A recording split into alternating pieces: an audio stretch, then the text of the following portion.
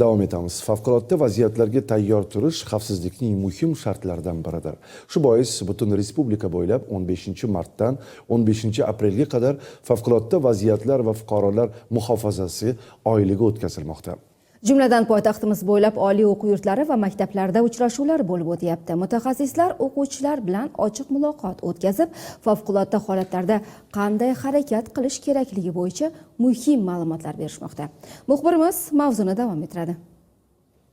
Dastlab Mirzo Ulug'bek tumani favqulodda vaziyatlar bo'limi tomonidan bo'limdagi mexanizatsiyalashgan otryad shayligi tekshirilib, energetika va kommunal tizimlarda sodir bo'lishi mumkin bo'lgan avariyalarni tezkorlik bilan bartaraf qilishda zarur barcha asbob anjomlarning shayligi ko'zdan kechirildi. Tadbirning navbatdagi manzili tumanda joylashgan Toshkent irrigatsiya va qishloq xo'jaligini mexanizatsiyalash muhandislari instituti Milliy tadqiqot universitetida profilaktik uchrashuv bo'ldi. Bahor mavsumida o'tkazishdan asosiy maqsad bahorda yog'ingarchilik va suv toshqinlari ko'p sodir bo'lganligi sababli shu hududlarda yashovchi aholini va jamiki O'zbekiston Respublikasi fuqarolarini shu favqulodda vaziyatlardan muhofaza qilish maqsadi ko'zlangan. Uchrashuvning birinchi qismi seminar tarzida boshlanib, favqulodda vaziyatlar necha turga bo'linishi, zilzila sodir bo'lganda qanday harakat qilish tartibi, volontyorlik xizmati bo'yicha batafsil ma'lumotlar berilib o'tildi. Shuningdek, tadbir ishtirokchilari yong'in qutqaruv texnikalari va professional qutqaruv asbob anjomlari bilan yaqindan tanishtirilib, birlamchi o't o'chirish vositasidan to'g'ri foydalanish o'rgatildi. Navbatdagi manzil esa tuman joylashgan 50-umumta'lim maktabi bo'ldi.